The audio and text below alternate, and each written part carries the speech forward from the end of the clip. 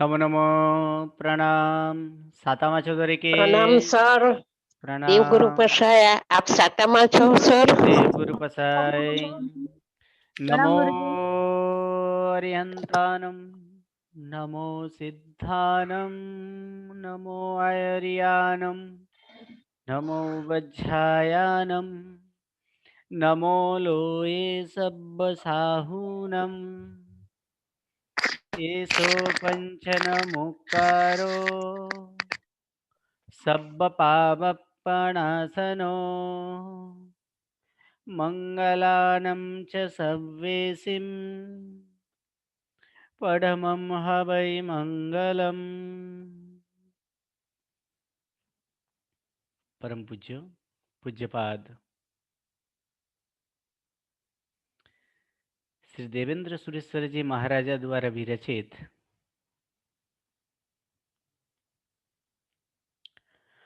કર્મસ્તવ નામનો બીજો કર્મગ્રંથ,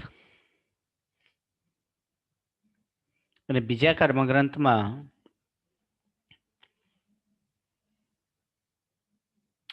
ગુણસ્થાનક પ્રમાણે બંધ, ઉદય, ઉદીર્ણા અને સત્તા જોવાના છીએ. એ જ આ કર્મગ્રંથનો મુખ્ય વિષય તરીકે છે.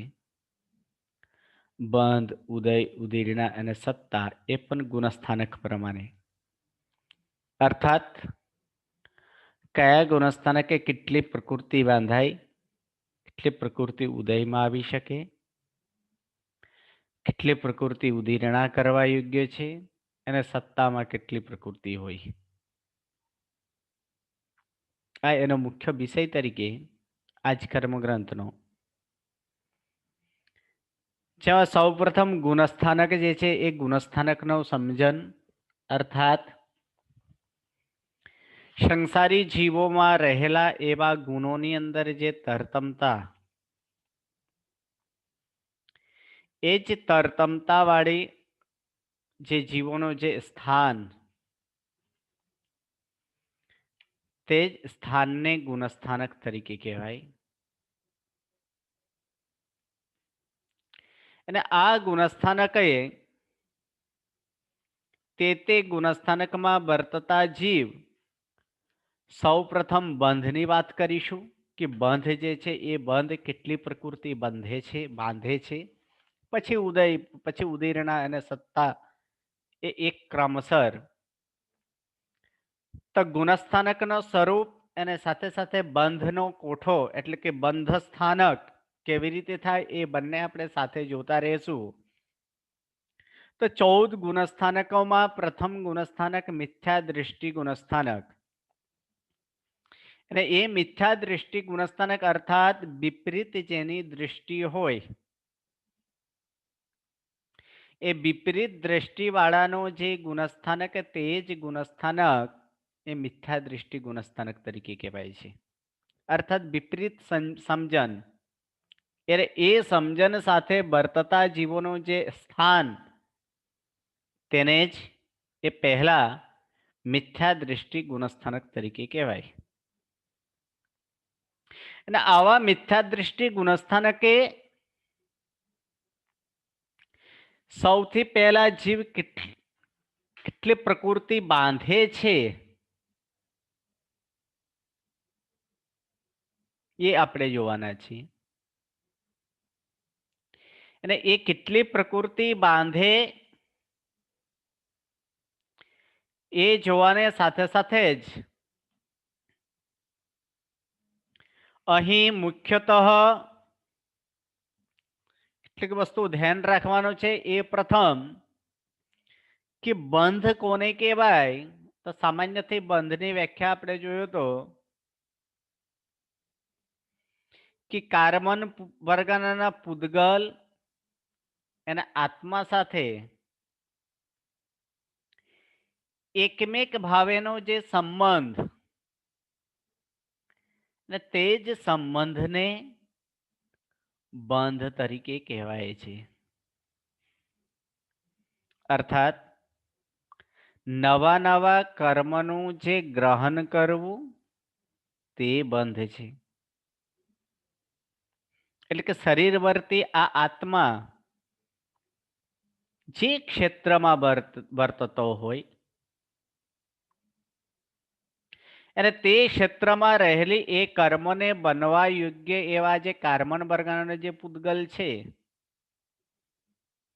એ કાર્બન વર્ગના પૂતગલને જે હેતુથી, એટલે હેતુ આપણે પહેલા કર્મગ્રંથમાં હેતુ પણ જોઈ ગયા હતા કે કર્મ બંધના મુખ્ય 4 હેતુ છે: મિથ્યાત્વ, અવિરતિ, કસાય અને યોગ.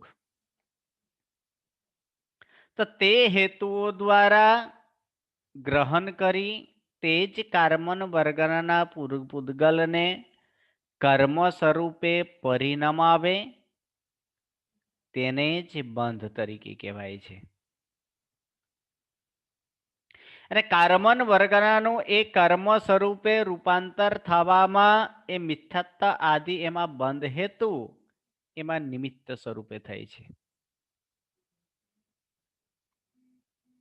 અને આ આત્મા એનો કર્તા તરીકે બને છે. પહેલા બાંધેલા કર્મનો ઉદયથી મિથ્યાત્વ, અવિરતિ, કસાય આદિના પરિણામે એ જીવ ઉત્પન્ન થાય, એ જીવમાં ઉત્પન્ન થાય અને તેવા પ્રકારના પરિણામને એ ભાવ કર્મ તરીકે કહેવાય છે. અને પહેલા બાંધેલા અને હજી જે બાંધતા જે કર્મન વર્ગના પૂતગલ છે તે દ્રવ્ય કર્મ તરીકે છે. આમ કર્મના 2 પ્રકાર થાય, એક દ્રવ્ય કર્મ અને એક ભાવ કર્મ. જે કાર્બન વર્ગના પૂતગલો જે બાંધેલા હોય કે બાંધતા હોય છે, એ કાર્બન વર્ગના પૂતગલ સ્વરૂપે જે છે, જે કર્મ સ્વરૂપે પરિણમેલા છે તે દ્રવ્ય કર્મ છે. અને એ કર્મના ફલ સ્વરૂપે તેના સ્વભાવમાં અથવા તેના ઉદયથી જીવ મિથ્યાત્વ બને, કોઈ અવિરત બને, એ બધા એનો સ્વરૂપનો જે ફળ સ્વરૂપે જે ઉદયમાં આવતા હોય તે ભાવ કર્મનો ફલ છે. તો એવા જે કાર્બન વર્ગના પૂતગલોથી અહીં નવા નવા જે કર્મોનો બંધ થાય છે, તો જીવ કેટલી પ્રકૃતિ બાંધી શકે છે? તો જેટલી પ્રકૃતિ બંધમાં સંભવ હોઈ શકે તે ઓઘબંધ તરીકે કહેવાય છે. સામાન્ય કેટલી વસ્તુને એની અંદર ખુલાસા કરીએ. પ્રથમ નંબર જાણીએ કે ઓઘબંધ. ઓઘબંધ એટલે ઓઘ એટલે સામાન્ય,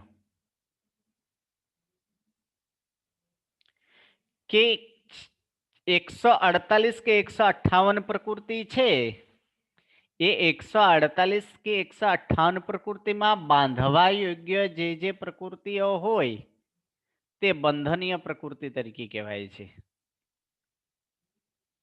અને એ બંધનીય પ્રકૃતિ એટલે કે સામાન્યથી કોઈ પણ 14 ગુણસ્થાનકમાં કોઈ પણ ગુણસ્થાનકને આશ્રયે જ્યાં એની વિવેક્ષા નથી, પણ આ 100 પ્રકૃતિ આ પ્રકૃતિ બંધાવવાના છે. આ ગુણસ્થાનકે હોય કે બીજા કોઈ ગુણસ્થાનકે હોય, તો બાંધાવા લાયક એવા સામાન્યથી જ્યારે એ સામાન્યથી એ કર્મ પ્રકૃતિ કેટલી કર્મ પ્રકૃતિ બંધાય અથવા બાંધી શકાય તેની જે સંખ્યા છે અથવા તેને જ તે ઓઘ તરીકે કહેવાય છે. તો એ પ્રથમ નંબર ઓઘબંધ. સેકન્ડ નંબર છે કે મૂળ બંધાતી પ્રકૃતિ. કે બંધાતી પ્રકૃતિ એવી મૂળ કેટલી પ્રકૃતિ બાંધી શકાય મૂળથી, તો જેમ જ્ઞાનાવરણીય, દર્શનાવરણીય, વેદનીય, મોહનીય, આયુષ્ય, નામ, ગોત્ર અને અંતરાય, એ એના મૂળ ભેદ છે. પણ એના પેટાભેદ તરીકે આપણે જોઈએ તો તેના જ ઉત્તર ભેદ તરીકે કેટલી પ્રકૃતિ બાંધાય? તો આ મૂળ 8 પ્રકૃતિ છે એ 8 કર્મો મૂળથી બંધાય છે. એના જ ઉત્તર પેટાભેદ તરીકે કરીએ તો 120 પ્રકૃતિ, એટલે બંધાતી ઉત્તર પ્રકૃતિ એટલે કે આ જે મૂળ પ્રકૃતિ છે તેના પેટાભેદો, તે ઉત્તર પ્રકૃતિ તરીકે કહેવાય છે. જેમ કે જ્ઞાનાવરણીય મૂળ 1 છે, પણ જ્ઞાનાવરણીયના 5 ભેદ છે તો એને 5 પ્રકૃતિ થઈ, ઉત્તર પ્રકૃતિ તેની 5. એવી રીતે કુલ 148 કે 158 પ્રકૃતિ છે, એમાંથી બાંધવા યોગ્ય કેટલી પ્રકૃતિ? 120 થાય. કેવી રીતે? તો જ્ઞાનાવર્ણ્યની 5, દર્શનાવર્ણ્ય 9, વેદનીયની 2, મોહનીયની 26 જ પ્રકૃતિ બાંધાય. જ્યારે મોહનીયની પ્રકૃતિ કેટલી છે? 28 છે. પણ 28 માંથી જે સમ્યક્ત મોહનીય અને મિશ્ર મોહનીય એ બંધ સ્વરૂપે નથી. સમ્યક્ત મોહનીય અને મિશ્ર મોહનીય બંધ સ્વરૂપે નથી. શા માટે? કારણ કે તે મિથ્યાત્વ મોહનીયના જ એક ભાગ તરીકે છે. એટલે કે મિથ્યાત્વ મોહનીયના જ મંદ રસ તે સમ્યક્ત મોહનીય અને મિથ્યાત્વ મોહનીયના જ મધ્યમ રસ તરીકે જે હોય તે જ એ મિશ્ર મોહનીય. એટલે તે મિથ્યાત્વ મોહનીયના જ એ ફિલ્ટર સ્વરૂપે છે, સમ્યક્ત મોહનીય અને મિશ્ર મોહનીય. માટે એ બંધમાં માત્ર મિથ્યાત્વ તરીકે જ બંધ થાય. ઉદયમાં જ્યારે આવે ત્યારે એ ઉદય ઉદીર્ણા અને સત્તામાં હોય તે સમયે તે સમ્યક્ત મોહનીય અને મિશ્ર મોહનીય પણ બનાય, પણ બંધાય તો મિથ્યાત્વ સ્વરૂપે જ. અહીં બંધની વાત ચાલે છે. એટલે કે મોહનીયમાંથી સમ્યક્ત મોહનીય અને મિશ્ર મોહનીયને બાદ કરીને તે 26 પ્રકૃતિ જ એ બાંધી શકે. એ 26 પ્રકૃતિ કઈ કઈ પ્રકૃતિ છે? એ 26 પ્રકૃતિમાં વાત કરીએ તો સૌ પ્રથમ એની અંદર મોહનીયના 2 પ્રકાર છે. એક દર્શન મોહનીય અને ચારિત્ર મોહનીય. દર્શન મોહનીયના જે 3 છે, સમ્યક્ત મોહનીય, મિશ્ર મોહનીય, મિથ્યાત્વ મોહનીય, એમાં માત્ર ને માત્ર મિથ્યાત્વ જ થાય. બાકી ચારિત્ર મોહનીય અને 25 પ્રકૃતિ. એ ચારિત્ર મોહનીયને જે 25 પ્રકૃતિ છે એ 25 પ્રકૃતિ એવી રીતે થાય કે કસાઈ મોહનીય 16 અને 9 કસાઈના 9, એટલે 16 અને 9 આ 25 પ્રકૃતિ થાય. નામ કર્મની 67 પ્રકૃતિ જ ગણવાની. બંધ ઉદય ઉદીર્ણામાં આ નામ કર્મની 67 જ પ્રકૃતિ થાય. જેમાં પિંડ પ્રકૃતિ, પ્રત્યેક પ્રકૃતિ, ત્રસ દશક અને સ્થાબર દશક. તો એમાં પ્રત્યેક પ્રકૃતિના 8, ત્રસ દશક 10 અને સ્થાવર દશક 10 એમ 28, અને બાકીના જે 39 પ્રકૃતિ છે તે પિંડ પ્રકૃતિના છે. જે પહેલા કર્મગ્રંથમાં આપણે જોઈ ગયા હતા, પિંડ પ્રકૃતિના જે 14 ભેદ છે. કયા? મૂળ એના 14 ભેદ: ગતિ, જાતિ, શરીર, ઉપાંગ વગેરે જે છે તે. એના જ પેટાભેદ તરીકે કેટલે થાય છે? તો એના જ પેટાભેદ તરીકે ત્યાં 39 જ લેવાનું છે. ગોત્ર 2 અને અંતરાય 5, આમ ટોટલ કરીએ તો આ 120 પ્રકૃતિ જ બાંધવા લાયક છે. જ્ઞાનાવર્ણ્યની 5, દર્શનાવર્ણ્ય 9, વેદનીય 2, મોહનીય 26, આયુષ્ય 4, નામ 67, ગોત્ર 2, અંતરાય 5. હવે એક છે એની અંદર અબંધ શબ્દ લખેલો છે. આ અબંધ એટલે શું? તો અબંધ એટલે જે બંધ, આમ સામાન્યથી કહીએ એનો શબ્દ પ્રમાણે અર્થ કરવા જઈએ તો અબંધ એટલે જે બંધાતી ન હોય તેને અબંધ કહેવાય. પણ આની અંદર અબંધ, આ ગુણસ્થાનક પ્રમાણે અબંધ એટલે શું? તો અબંધ એટલે કે તે ગુણસ્થાનકમાં એ બંધાતી નથી, પરંતુ આગળ જો બાંધાવાની સંભાવના હોય તો તે પ્રકૃતિ અબંધ તરીકે કહેવાય છે. તે ગુણસ્થાનકમાં એ બંધાતી નથી, પરંતુ આગળના ગુણસ્થાનકે જે જો બંધાવાની શક્યતા વાળા હોય તો તે પ્રકૃતિ તે અબંધ પ્રકૃતિ તરીકે કહેવાય છે. અને એ અબંધ પ્રકૃતિની એની સંખ્યા છે, એ પ્રકૃતિ કઈ છે, એને નામ છે, સંખ્યા કુલ અબંધ છે. અને બીજો એક આવ્યો બંધ વિચ્છેદ. બંધ વિચ્છેદ એટલે શું? તો બંધ વિચ્છેદ એટલે એના પછી હવે એ ક્યારેય બાંધાવાના નથી. એના પછી એ ક્યારેય બાંધાવાના નથી. તે પ્રકૃતિ તે બંધ વિચ્છેદ પ્રકૃતિ તરીકે કહેવાય છે. એટલે આટલી વસ્તુ આપણે યાદ રાખવાનું છે. ગુણસ્થાનક, મૂળ બંધાતી પ્રકૃતિ, ઉત્તર બંધાતી પ્રકૃતિ, અબંધ અને બંધ વિચ્છેદ. તો અહીં 120 પ્રકૃતિ છે. આ 120 પ્રકૃતિ હવે આ 120 પ્રકૃતિ કયા ગુણસ્થાનક કે કેટલી પ્રકૃતિ બાંધાય? તો પ્રથમ ગુણસ્થાનક આપણે જોઈએ કે મિથ્યાત્વ ગુણસ્થાનક, અર્થાત મિથ્યા દ્રષ્ટિ વાળાનું જે ગુણસ્થાનક હોય તે ગુણસ્થાનક એ મિથ્યાત્વ ગુણસ્થાનક તરીકે કહેવાય છે. તો તેવા જીવો કેટલી પ્રકૃતિ બાંધે? તો તેવા જીવો કહે છે કે મૂળથી 8 પ્રકૃતિ, ઉત્તર ભેદે 117 પ્રકૃતિ. મૂળથી 8 જ પ્રકૃતિ છે, ઉત્તર ભેદે 117 પ્રકૃતિ. એટલે કેટલી પ્રકૃતિના આની અંદર બંને વચ્ચે ડિફરન્સ છે? ઓઘ અને મિથ્યાત્વમાં કેટલી પ્રકૃતિ નથી? 3 પ્રકૃતિ નથી. 120 માંથી અહીં 117 એટલે 3 પ્રકૃતિ નથી. કઈ 3 પ્રકૃતિ બંધાતી નથી એની હવે આપણે વિચારણા કરવાની છે. તો હવે 120 માં જે જોયું તો એમાં જ્ઞાનાવર્ણ્યની 5, દર્શનાવર્ણ્ય 9, વેદનીય 2, મોહનીય 26, આયુષ્ય 4, નામ 67, ગોત્ર 2 અને અંતરાય 5. આ 120 માંથી હવે 117 થયા છે. તો એટલે આમાંથી કઈ પ્રકૃતિ નથી એ આપણે જોવાના છે. તો જ્ઞાનાવર્ણ્ય 5 છે, તો મિથ્યાત્વ પણ 5 છે. દર્શનાવર્ણ્ય ને 9 છે મિથ્યાત્વમાં છે. વેદનીયની બંને પ્રકૃતિ છે. મોહનીયની 26 પ્રકૃતિ છે. આયુષ્યની 4 છે. નામકર્મની 67 છે નથી. અહીં નામકર્મની કેટલી પ્રકૃતિ છે? 64 છે. કેટલી? 64. એટલે કેટલી પ્રકૃતિ આમાં અંતર પડ્યા? 3. હવે આજ એટલે નામ કર્મની 3 પ્રકૃતિ આ પહેલા ગુણસ્થાનકે બંધાતી નથી.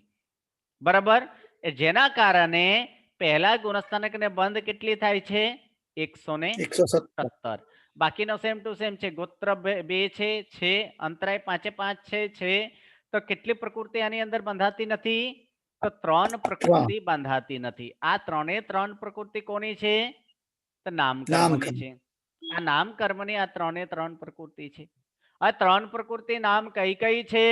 તો નામ કર્મની 3 પ્રકૃતિમાંથી તો એ આપણે જોયું કે આ 3 પ્રકૃતિ જે છે ને એ અબંધ થાય છે. બે વસ્તુ થવાની એની અંદર સંભાવના થાય. કઈ? કાં તો અબંધ કાં તો બંધ વિચ્છેદ.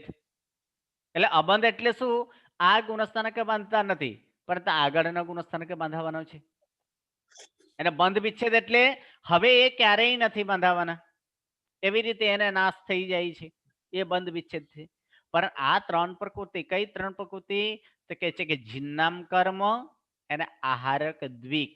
આહારક દ્વિક એટલે જે સમય દ્વિક કહીએ, કોઈ શરીરની સાથે દ્વિક કહીએ તો તે સમયે શરીર અને અંગોપાંગ આવે. અર્થાત આહારક શરીર અને આહારક અંગોપાંગ અને એક જિન્નામ. આ 3 પ્રકૃતિ જે છે, આ 3 પ્રકૃતિ આ મિથ્યાત્વ ગુણસ્થાનકે બંધાતી નથી, પરંતુ આ 3 પ્રકૃતિ ત્યાં આગળ બાંધવાનો છે. કયા ગુણસ્થાનકે? તો એક ચોથાથી માંડીને અને બીજો એ 6 7મે. એટલે આ 3 પ્રકૃતિ બીના 117 પ્રકૃતિ તે મિથ્યાત્વ ગુણસ્થાનકે બંધાય છે.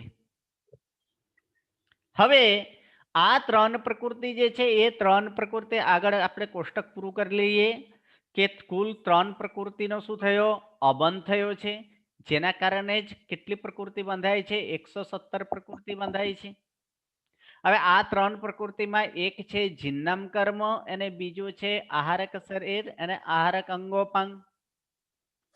હવે આપણે વિચારવાના છે કે પહેલા ગુણસ્થાનકે શા માટે જિન્નમ કર્મ ન બંધાય, શા માટે આહારક શરીર અને આહારક અંગોપાંગ ન બંધાય? તો સૌ પ્રથમ કે જિન્નામ કર્મ અર્થાત તીર્થંકર નામ કર્મ, એ મિથ્યાત્વ વાળા એ તીર્થંકર નામ કર્મનો બંધ કરતા નથી. શા માટે? તો એના જ આપણે જોવાનું કે તીર્થંકર નામ કર્મનો બંધ ક્યારે થાય, કેવી ભાવના આવી જોઈએ તે સમયે. આપણે જોઈએ છીએ કે સ્નાત્રાદિ પૂજામાં પણ આપણે બોલતા હોઈએ છીએ. શું બોલીએ છીએ? સવિજીનો કરું શાસન રસી.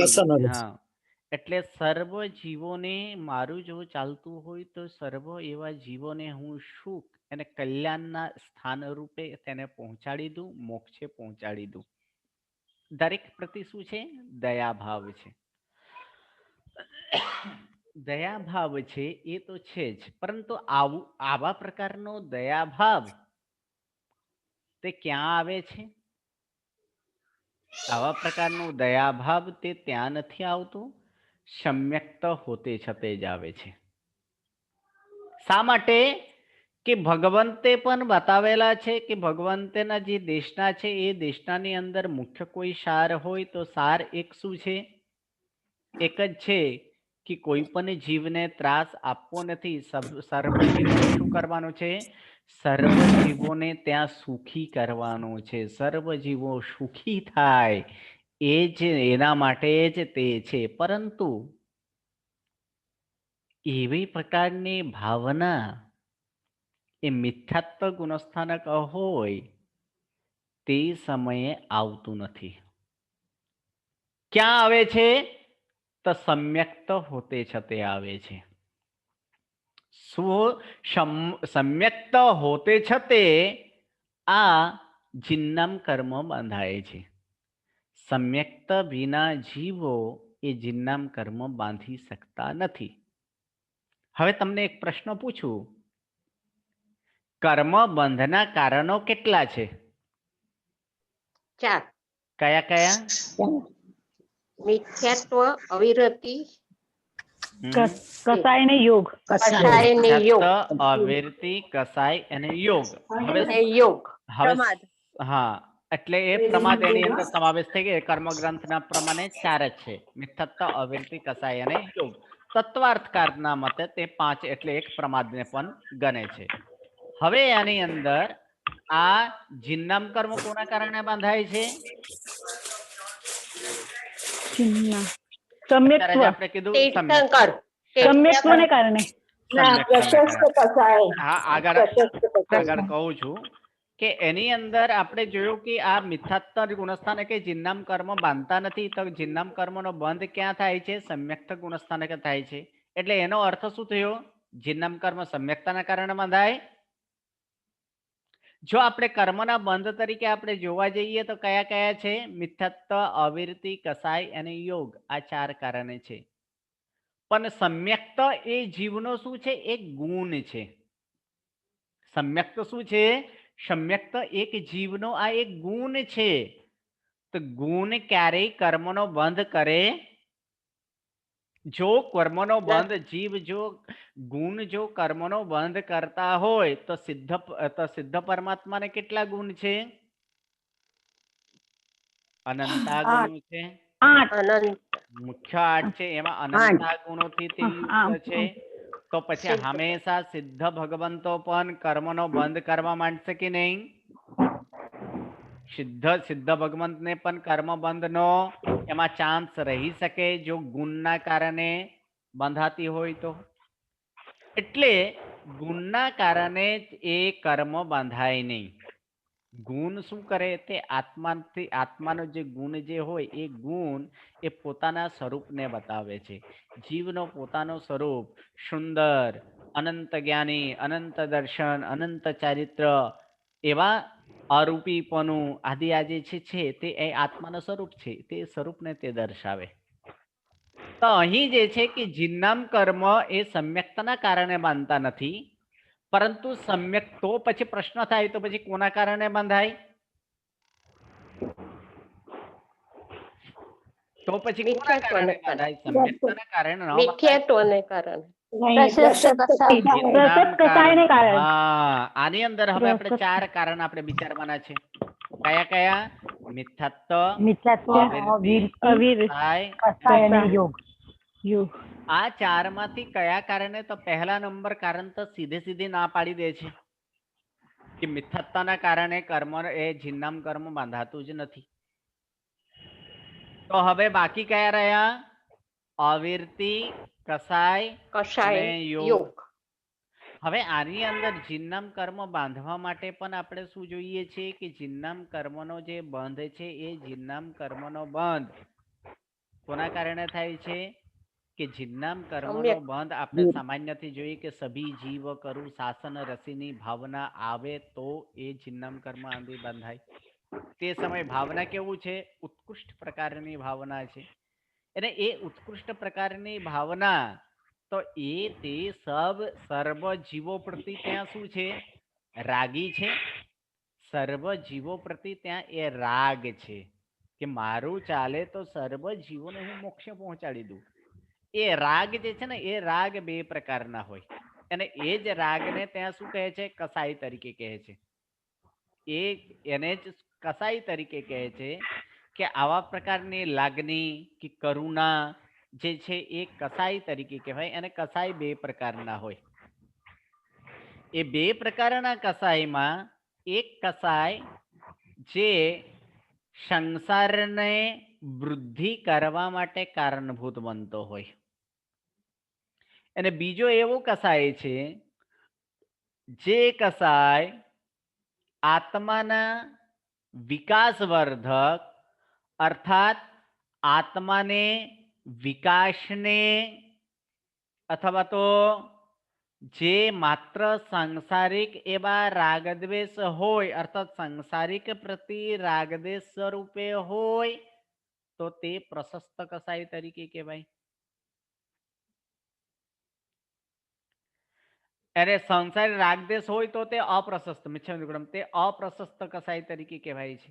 જ્યાં સંસારી રાગદ્વેષ આદિ હોય એ સંસારના ભાવને વધારવાનો કસાઈ વાળો જે હોય જેનાથી સંસાર આદિ બધો હોય તો તેવા પ્રકારનો જે કસાય તે અપ્રશસ્ત કસાય કહેવાય. અને આત્મામાં ગુણને લાવવા માટે જે રાગદ્વેષ આદિ કરાયો હોય તેવા પ્રકારના કસાયને એ ઉપચારથી તેને પણ પ્રશસ્ત કસાય તરીકે કહેવાય છે. હવે આની અંદર કસાય તો છે કે આત્માના વિકાસના ગુણને તે લાવવાના છે માટે ત્યાં તેવા પ્રકારનો એક કસાય તો છે. અહીં કેવું છે? ભાવ લાગણી છે, ત્યાં ભાવ કરુણા છે. અને આવા પ્રકારની ભાવ કરુણા તે મિથ્યાત્વમાં હોતે છતે નથી આવતું. શા માટે? પોતે જ મિથ્યાત્વી છે, પોતે જ મિથ્યાત્વ અવસ્થામાં રહે છે. જ્યાં વિતરાગ પરમાત્માનો એને ધર્મ રૂચ્યો નથી તે બીજાને કેવી રીતે તે રૂચાવી શકાય? પોતે જે અવસ્થામાં હોય નહીં બીજાને તે અવસ્થાને પમાડવા માટે કેવી રીતે તે શક્ય બને? પોતે જ તેઓને જે ભાવ કરુણા ન હોય તો બીજાને એવા ભાવ કરુણા આમાં પ્રતિ મારે ભાવ કરુણા થાય એ કેવી રીતે બની શકે છે? માટે એ મિથ્યાત્વ ગુણસ્થાનકે હોતે છતે જે ભાવ કરુણા આવવી જોઈએ એવા પ્રકારની ભાવ કરુણા તે મિથ્યાત્વ ગુણસ્થાનકમાં નથી. અને આવી ભાવ કરુણા એકમાત્ર સમ્યક્ત હોતે છતે જ આવે. એ સમ્યક્ત હોય તો જ આ એ ભાવ કરુણા આવી શકે છે. એમાં પણ દરેક એવા સમ્યક્તને નહીં, સમ્યક્ત હોય દરેક એવા સમ્યક્તને આવા પ્રકારના માનીએ કે દરેકને આવા પ્રકારના ભાવ હોય, શું કે ભાવ આવી જ જાય તો પછી દરેકે જીનનામ કર્મ બાંધે. પણ એવું નથી કે જીનનામ એટલે કે સમ્યક્ત હોય સાથે સાથે જો આવા પ્રકારનો ભાવ કરુણા સર્વ જીવો પ્રતિ એ ઉદ્ધાર કરવાનો, સર્વ જીવોને શાસન રાગમાં જોડવાનું, સર્વ જીવોને મોક્ષને કલ્યાણ સ્વરૂપે પહોંચાડવાનો એવો ભાવ છે જીવો પ્રતિ કરુણા, એ ભાવ કરુણા જો આવે તો જ જીવ જીનનામ કર્મ બાંધી શકે છે. અને મિથ્યાત્વ ગુણસ્થાનકે તેવા પ્રકારનો ભાવ કરુણા નથી આવતો, જેના કારણે એ મિથ્યાત્વ ગુણસ્થાનકે જીવ એ જીનનામ કર્મ બાંધતા નથી. હા બોલો મિતનભાઈ. હા સાહેબ, જેને ભાવ કરુણા હોય પણ પુરુષાર્થ ન હોય બીજાને જૈન ધર્મ પમાડવાની, તો પછી જીન નામ કર્મ બાંધી શકે? ના, આની સાથે બધું પુરુષાર્થ એટલે કોઈ પણ કારણસર એના દરિદ્રતાના હિસાબે કે કોઈને સમજાવી ન શકે નામકરણમાં હિસાબે, બરાબર તો છે. પછી હા, એની કોઈ અંદર બાંધી શકે? તો એ જીનનામ કર્મ બાંધી શકે કે નહીં, સૌ પ્રથમ આ હા. જુઓ, જીનનામ કર્મ ક્યાં બાંધાય છે એ તો નક્કી થઈ ગયું ને, કોના કારણે બાંધાય છે? તો ભાવ કરુણાના કારણે બાંધાય છે, ભાવ બરાબર. અને હા. એ ભાવ કરુણા ક્યાં આવે છે? ચોથા ગુણસ્થાનકે જ આવે છે, એટલે સમ્યક્ત હોતે જ આવે. ચોથા ગુણસ્થાનકે આવે એવું નથી, તે ચોથા ગુણસ્થાનક થી આવે, સમ્યક્ત હા. હોય તો જ આવી શકે. હવે તેવા પ્રકારના ભાવ કરુણા જે છે એ ભાવ કરુણા દરેકને એ લાવવું, અને એના લાવવા માટે પણ પુરુષાર્થ આદિ તો કરવું જ પડે, પ્રયત્ન આદિ કરવું જ પડે. એ હા. પ્રયત્ન આદિ જો કરે કે કોઈ પણ જો એની અંદર મુખ્ય જે છે ને, આપણે એની અંદર માત્ર મુખ્ય કારણ અહીં આપ્યા કે સમ્યક્ત હોતે છતે એ જીનનામ કર્મો ન બાંધાય, પણ એની સાથે કોઈ પણ કાર્યની અંદર અનેકો એવા કારણો જોડાયેલા હોય. કોઈ એક કારણથી કાર્ય તો સિદ્ધ થતા નથી. હા.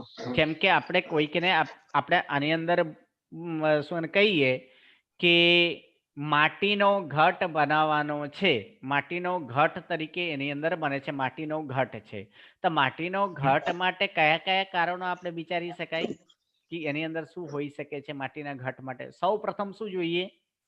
માટી જોઈએ. તો આની અંદર કારણ કે માટી એમાં શું, માટી હોતે છતે જ માટીનો ઘટ બને. હા. હવે જો એ માટી હોય અને કુંભાર ન હોય તો પછી ઘટ બને? ન બને. પછી માટી હોય, માટીની અંદર પાણી ન હોય તો ઘટ બને? ન બને. માટી હોય એ કુંભારને માટી પાણી આદિથી એની અંદર યુક્ત હોય, પણ એની અંદર કુંભારના ચાકડા ઉપર તે માટી ન ચડ્યો હોય તો પછી ઘટ બને? ન બને. એટલે કે એની અંદર કે બાકી બધા કારણો કેવા છે કે બાકી કોઈ એક કારણથી તે કાર્યની સિદ્ધિ થતો નથી. એ કાર્યની સિદ્ધિ માટે અનેકો કારણ હોય, પરંતુ મુખ્ય એમાં જે કારણ છે તે કારણને અનિવાર્ય સ્વરૂપે હાજર હોવું જોઈએ. હવે આની અંદર માની લો બીજો એ જ વસ્તુને હું સમજાવું છું કે માટીનો ઘટ બનાવવાનો છે, જો માટી જ ન હોય તો ઘટ બને? ન બને. ઓકે, હવે માટીની અંદર ઘટ બનાવે છે, કદાચ એકવાર કુંભાર ન હોય તો ઘટ બને કે ન બને? કે કુંભારની જગ્યાએ બીજો કોઈ માણસ એની અંદર ઘટ બનાવે તો શું કે એ પછી બની શકે? એને આવડત હોય તો બની શકે. હા, એટલે કે એની અંદર શું કે આ જ પ્રમાણે કે મુખ્ય આની અંદર કોઈ એક કારણથી નહીં, અનેકો કારણથી થાય, પણ આમાં જીનનામ કર્મનો મુખ્ય કોના જેમ માટી હોતે છતે માટીનો ઘટ બને એ જ પ્રમાણે સમ્યક્ત હોતે છતે જીનનામ કર્મ બાંધાય. હવે એ કર્મ બાંધવા માટે એમાં પુરુષાર્થ, એવા પ્રકારના એને લાગણી, એવા પ્રકારનો ભાવ કે સમ્યક્ત હોય આવા પ્રકારના ભાવ જ ન આવે તો પછી જીનનામ કર્મ બાંધી શકાય? ન બાંધી શકાય. એટલા માટે કે દરેક સમ્યક્તિ એ જીનનામ કર્મ બાંધતા નથી.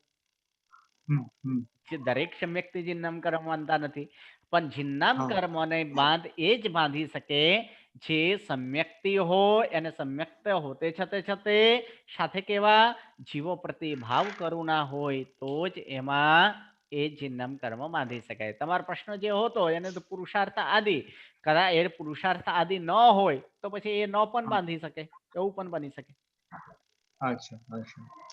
ગુરુજી પ્રણામ. પણ પ્રણામ. આજકાલ તો કેવું છે કે એટલું પણ શીખડાવું પણ લોકો કેવું ને મતલબ માનવા તૈયાર એટલે લેવા તૈયાર નથી. એટલે કે ને માટીમાં કેટલું પણ પાણી નાખો તો માટી વળે, પણ પથ્થરમાં કેટલું પણ પાણી નાખો તો એમાં તો વળે જ નહીં ને પથ્થર. હમ એટલે સર આવું તો આજે જોયું છે એટલે પ્રમાણે કહું છું. એટલે કેટલું હા. પણ કઈ કોઈ કોશિશ કરતું હોય પણ લોકો કેવું ને ઉલટાનું મૂર્ખામાં તમને મજાક કરે કે એવું પણ કરે છે એમ લોકો. ઓકે, સર હવે આની અંદર મુખ્ય વાત એ છે કે એની અંદર મજાક આદિ જે થાય, પણ એનાથી એ બીજાનો મજાક એ મજાક સ્વરૂપે ભલે કરતા હોય, પરંતુ એને આત્મ વિકાસ કોનામાં કરવાનો છે? એમનામાં કે પોતાનામાં? પોતાનામાં. પોતાનામાં પોતાનામાં કરવાનો છે ને, તો પોતાનામાં કરવાનો છે. આપણે એને તો કદાચ એક વસ્તુ તમે અ એક વાર્તા પણ, સામાન્ય વાર્તા પણ લગભગ યાદ છે દરેકને, એ દ્રષ્ટાંત કે એક મહાત્મા હતા અને એક એટલે સંન્યાસી મહાત્મા. એ મહાત્મા ને વારંવાર એક જે છે એક વીંછી એને ડંખ મારતો હતો. એને વારંવાર એટલે કે એને શું કરવાનું, પાણીથી તરવાનો એ પ્રયત્ન કરતા હતા કે પાણીમાં એ વીંછી હતો, એ વીંછીને એ હાથમાં લે છે, હાથમાં લે છે એટલે ફરીવાર જ્યારે એ પાછો એ આવે છે એટલે પાછો એને ડંક મારે છે, અને ડંક મારીને પાછો તે પડી જાય છે. બચાવે છે. હા, એટલે કે વારંવાર ત્યાં આવા પ્રકારનો એક લોકો ત્યાં એક એના શિષ્ય જ એને જોઈ રહ્યા હતા કે આ શું ગુરુ કેવા મૂર્ખતાની કાર્ય કરે છે. મૂર્ખતાની કાર્ય કરે છે કે નહીં ત્યાં તે વખતે શિષ્યને શિષ્યને શું લાગે? હા. એ તો પછી બરાબર. મૂર્ખતાના જ કાર્ય કરે છે કે એ બચાવે છે, છતાં એને જે બચાવે છે એને જ એ ડંક મારે છે. એને પાછા એ પડી જાય છે, પાછો એને એ બચાવે છે. પછી ગુરુને આવીને એ પાછા પૂછ્યું કે આવું શા માટે આપ મૂર્ખતાઈનું કામ કરો છો? તે વખતે ગુરુને જે જવાબ હતો ને, એ જવાબ આપણે દરેકે યાદ રાખવા જોઈએ. યાદ છે ને ગુરુને ગુરુએ જવાબ શું આપ્યો હતો? મારો ધર્મ બચાવવાનો છે અને સ્વભાવ. એને ડંખ બરાબર, મારવાનો એનો છે. સ્વભાવ છે. તો એ એ સ્વભાવ સ્વભાવ નથી છોડતો. હા, હું મારો હા, સ્વભાવ ન છોડું. એટલે કે મારું સ્વભાવ હું નહીં છોડું. તો આ જ પ્રમાણે એની અંદર હવે કાંઈ એવા પ્રકારના એમાં જો આત્માનો વિકાસ થતો હોય તો એમાં લોકો સામે જો મૂર્ખ બનાવવા માટે મૂર્ખ બનતો હોય તો એના માટે કોણ તૈયાર ન થતો હોય? બીજા એ તો તમે એ વાત છોડી દો. જ્યાં કરોડો રૂપિયા મળતો હોય, માની લો કોઈકને કરોડો રૂપિયા મળતો હોય, એની અંદર કોઈક એવા બીજું એક સામાન્ય કામ એને કરવા આપે તો એ કોઈ પણ અત્યારે માણસો એ તૈયાર થઈ જાય કે ન થઈ જાય, જેમાં એને પ્રોફિટ લાગતો હોય તો? એ ડિપેન્ડ કામ કયું કરવાનું કે છે એના ઉપર ડિપેન્ડ છે હા, શું કામ કરવાનું. એ છે ને, એટલે કે ડિફેન્સ એટલે શું, પણ એના સાથે સાથે એ પણ એ જુએ છે કે ને કે મારું ફળશ્રુતિ શું મળે છે, એ પણ જોવો પડે કે નહીં? કે બરાબર ફલશ્રુતિ જોયા પછી જ એ પછી હા પાડે કે ના પાડે. બરાબર ને? તો બરાબર. ફલશ્રુતિ આની અંદર શું છે? જો ફલશ્રુતિ આત્મ વિકાસ તરફ આપણે થતો હોય તો એવા સામેવાળા મને એવા મૂરખ કહે, ગાંડો કહે, એમાં કાંઈ મને કાંઈ બાંધવા આવવું જોઈએ? હા બરાબર છે, ઇગ્નોર કરવું જોઈએ બધું. બરાબર? સર હા. સર બોલો. કર્મ 3 નો ક્લાસ ક્યારે છે? કયા કર્મગ્રંથ 3? હા, આના પછી પહેલા 3 વાગ્યાનો હતો ને, 3:20 નો એ બપોરે. બધા અત્યારે બંધ શું ને પૂર્ણ થઈ ગયું છે. હા, એ પૂર્ણ થઈ ગયું. એની જગ્યાએ શું થઈ ગયું? આવશે, જાન્યુઆરીમાં આવશે. ગુરુજી, કાલ ક્લાસ એટલે ચાલુ? કર્મ 3 નથી લેતા સર? ના. હાજી બોલો. કાલ ક્લાસ ચાલુ મૌન ના, એકાદશી? કાલે મૌન એકાદશી છે, ટોટલી બંધ છે. આરાધના કરો, પૌષદાદિ કરાય, 150 કલ્યાણકો છે, 150 એટલે એની આરાધના માટે કાલે બંધ છે. હા ગુરુજી. ઓકે, આગળ આપણે વાત ચાલતી હતી એની અંદર કે જિન્નામ કર્મ જે છે એ જિન્નામ કર્મનો બંધ પ્રથમ નંબરે આપણે જોયું કે જિન્નામ કર્મનો બંધ ક્યાં થાય છે? સમ્યક્ત હોતે છતે થાય. એટલે મિથ્યાત્વ હોતે છતે સમ્યક્તનો બંધ એટલે કે જિન્નામ કર્મનો બંધ કરતો નથી, માટે જિન્નામ કર્મ બંધાતું નથી. પરંતુ જિન્નામ કર્મ કોના કારણે બંધાય? આવો પ્રશ્ન આવે કે જિન્નામ કર્મ કોના કારણે બંધાય છે? કસાઈના કારણે. ભાવ કર્મ. કસાઈ કેવા પ્રકારનો કસાય? પ્રશસ્ત પ્રશસ્ત કસાય. કસાય. પ્રશસ્ત કસાય. આ પ્રશસ્ત કસાયના કારણે જિન્નામ કર્મો બાંધે છે. અને આવા પ્રકારનો પ્રશસ્ત કસાય ક્યાં આવે? તો સમ્યક્ત હોતે છતે આવે. મિથ્યાત્વ આવા પ્રકારનો પ્રશસ્ત કસાય હોઈ શકે ન હોય, માટે મિથ્યાત્વ ગુણસ્થાન કે જિન્નામ કર્મ બાંધતા નથી. પરંતુ આગળ આ પ્રશસ્ત કસાય આવી શકે છે જીવને? હા. આવી શકે છે. ક્યારથી? જ્યાંથી તે સમ્યક્ત હોય તો. માટે જિન્નામ કર્મ આ કોણ છે? ભરતભાઈ મ્યુટ રાખશો. માટે આ જિન્નામ કર્મ જે છે એ પહેલા ગુણસ્થાન કે બંધાતી નથી, એ વાત તો ઠીક, પરંતુ તે આગળ બાંધાશે તો કે હા ક્યારે હા. બાંધાશે? કે ચોથા ગુણસ્થાન કે પ્રશસ્ત કસાય આવશે તે સમય જિન્નામ કર્મ બાંધશે. એટલે જિન્નામ કર્મ કઈ પ્રકૃતિ થઈ? અબંધ. એટલે અબંધ એટલે શું કીધું તું? જે તે ગુણસ્થાનકે બાંધાતા નથી પરંતુ આગળના ગુણસ્થાનકે બાંધાવાનો હોય તો તે કેવી પ્રકૃતિ કહેવાય? જિન્નામ કર્મ. આ એક જિન્નામ કર્મનો આપણે જોયો. બીજા બે જે છે તે કયા છે? આહારક શરીર અને આહારક અંગોપાંગ. આ આહારક શરીર અને આહારક અંગોપાંગ પણ એ મિથ્યાત્વ ગુણસ્થાનકે બંધાતા નથી. કારણ કે એ આહારક જે છે એ આહારક માટે કે આહારક શરીર કે આહારક અંગોપાંગ એ ક્યાં બાંધાય? તો એ પણ સર્વવૃત્તિ. સર્વવૃત્તિ ચારિત્ર એટલે ચારિત્ર હોતે છતે જ બંધાય. જો એ ચારિત્ર ન હોય તો પછી ત્યાં એ એવા પ્રકારના આહારક શરીર અને આહારક અંગોપાંગનો બંધ કરતા નથી. હવે મિથ્યાત્વ ગુણસ્થાન કે ચારિત્ર, તો ચારિત્ર ક્યાંથી છે? તો ચારિત્ર તો એ છઠ્ઠા ગુણસ્થાનકથી છે. છઠ્ઠા. એટલે એ મિથ્યાત્વ હોતે છતે તે આવી શકે ન આવી શકે. ના. માટે એ આહારક શરીર અને આહારક અંગોપાંગ પણ આ મિથ્યાત્વ ગુંઠાને બાંધાતા નથી. આમાં પણ તેવા પ્રકારના ચારિત્ર, એ તેવા પ્રકારના ચારિત્ર. હવે એ ચારિત્ર એ પણ શું છે? આત્માનો એક ગુણ છે. જીવનો એક આત્માનો ગુણ એ ચારિત્ર છે. પણ કર્મ બંધના કારણ કયા? મિથ્યાત્વ, અવૃત્તિ, કસાય અને યોગ. આમાંથી કયા કારણે આવે? તો એમાં ચારિત્ર એક ગુણ છે. એને એ ગુણમાં પણ કેવા કે આ ચારિત્ર જે છે એ ચારિત્રમાં પણ સંયમયુક્ત પ્રશસ્ત કસાય હોય છે. કેવો હોય ત્યાં? કે શ્રુત અને સંયમ પ્રત્યે અદ્વિતીય જે રાગ હોય, એને તેવા પ્રકારનો રાગ જેને જેને સરાગ કહીએ ને, સરાગ એટલે રાગ સહિત. કેવો? તો શ્રુત પ્રતિ અને સંયમ પ્રત્યેનો અત્યંત એવા જે રાગ હોય, સંયમ યુક્ત એવા પ્રશસ્ત કસાય જે છે એ જ આહારક દિકનો બંધનો કારણ તરીકે છે. અને તેવા પ્રકારનો રાગ આ મિથ્યાત્વમાં હોય નહીં. કારણ કે એ મિથ્યાત્વ એ એકમાત્ર તેવા પ્રકારનો રાગ જે છે ને એ સંયમીને જ હોય છે. અર્થાત એ સંયમ હોતે છતે જ આવે. અને સંયમ હોય તો જ તેવા પ્રકારનો એ સંયમ પ્રતિ કે શ્રુત પ્રતિ એ રાગ આવી શકે. અને એ રાગ આવા પ્રકારનો એ રાગ કેવા પ્રકારનો છે? એ પણ ભાવ રાગ કસાઈ તરીકે છે. એટલે ભાવ કરુણા છે. અને ભાવ કરુણા એ પણ કસાઈની અંદર અંતર્ગત થાય છે. માટે જ કેવા પ્રકારનું કસાય? પ્રશસ્ત કસાય એ પણ એ આહારક દિકનો બંધના કારણ બને છે. અને પ્રશસ્ત કસાય એ મિથ્યાત્વ ગુણસ્થાનકે આવતું નથી. માટે આ ક્યાં આવશે? આગળ સંયમ લીધા પછી આવશે. એટલે છઠ્ઠે સપ્તમે ગુણસ્થાનકે આવશે. એટલે જ એ આગળ બાંધાવાના છે. માટે આ બંને આહારક દિક પણ એટલે આહારક શરીર અને આહારક અંગોપાંગ એ પણ આગળ બાંધાવાના છે. માટે આ પ્રકૃતિ કેવા છે? અબંધ છે.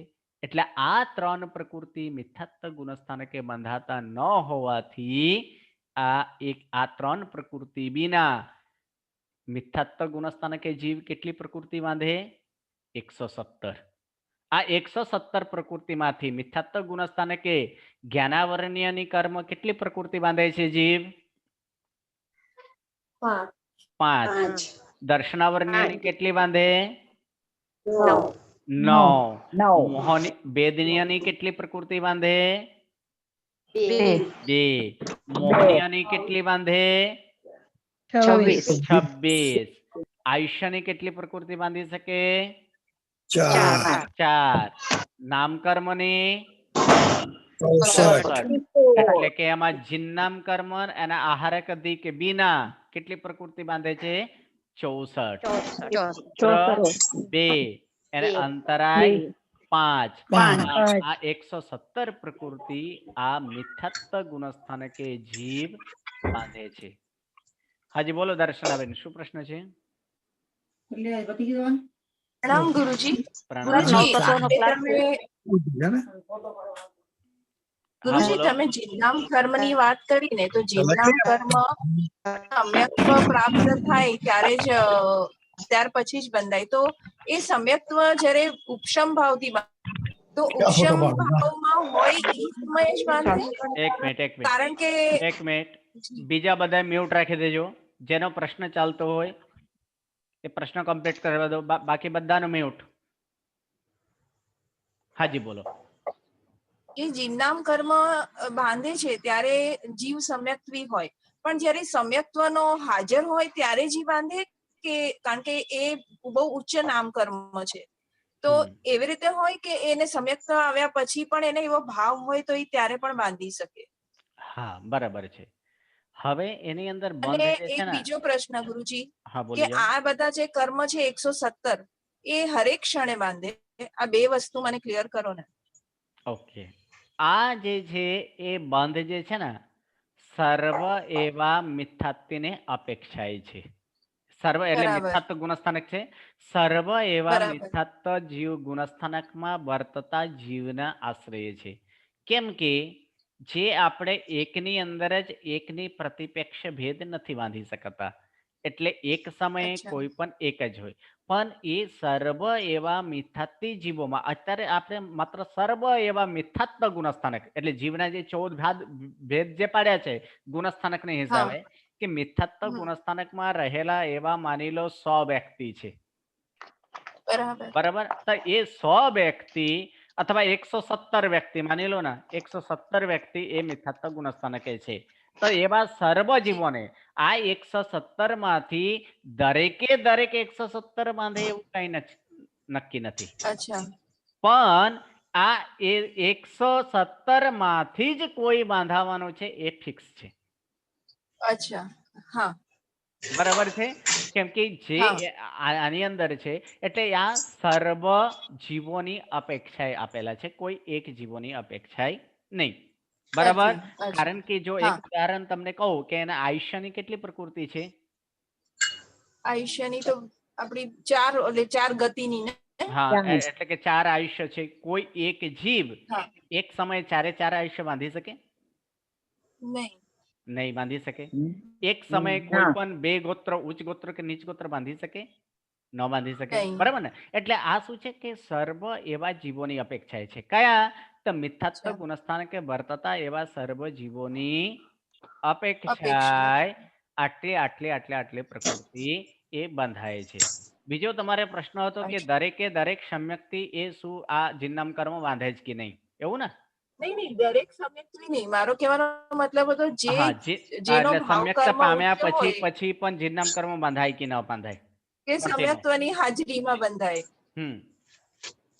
તો એની અંદર આ જે બંધ જે છે એ બંધનો એમાં મુખ્ય આપણે 2 બંધ કહીએ કે જે બંધ પછી અવશ્યમ એવો તે ફળદાયી થાય એવો એક બંધ છે, જેને નિકાચિત બંધ તરીકે કહેવાય છે. બરાબર છે કે બંધના 4 પ્રકાર થાય. એટલે 4 પ્રકારમાં એક પ્રકાર એવો છે સ્પૃષ્ટ બંધ છે, એક દોરી છે. એટલે કે 4 ના ઉદાહરણ તમને એ કરી દઉં કે માત્ર એકબીજાને માત્ર ટચ થયેલા હોય એવું પણ થાય. સોય એને દોરીનો ટચ થયેલા હોય. સેકન્ડ નંબર એવું પણ છે સોય એને દોરોથી બાંધેલા હોય. ત્રીજા નંબર એવું છે સોય અને દોરોથી બાંધીને એને થોડા દિવસ પછી ત્યાં મૂકી દીધા જેમાં જંગ લાગી ગયા હોય. અને ચોથો એવો છે કે એને કે બંને સોયને એવી રીતે કૂટીને એકદમ મિક્સ કરી દીધા હોય. તો આમાંથી જે ચોથા નંબરને જેમ કીધું નિકાચિત, એ નિકાચિતનો બંધ એ એકમાત્ર એના ત્રીજા ભવે જ એ કરી શકે. એના પહેલાનો એ બંધ, આગળનો બંધ, એમાં તે સમયે એવા પ્રકારના ભાવ આવે તો કરી શકે છે. પણ નિકાચિત બંધ જે છે એ જીનામ કર્મની વાત કરીએ તો એના એ ત્રીજા ભવે એ બાંધી શકે છે. ઓકે, બાકીના નેક્સ્ટ ક્વેશ્ચન આપણે નેક્સ્ટ ક્લાસે લેશું. ચલો, નમો નમો, પ્રણામ. Thank you. સર નવતત્વનો ક્લાસ છે અત્યારે પ્રણામ, હાજી નવતત્વનો ક્લાસ છે. પ્રણામ ગુરુજી. પ્રણામ ગુરુજી પ્રણામ સર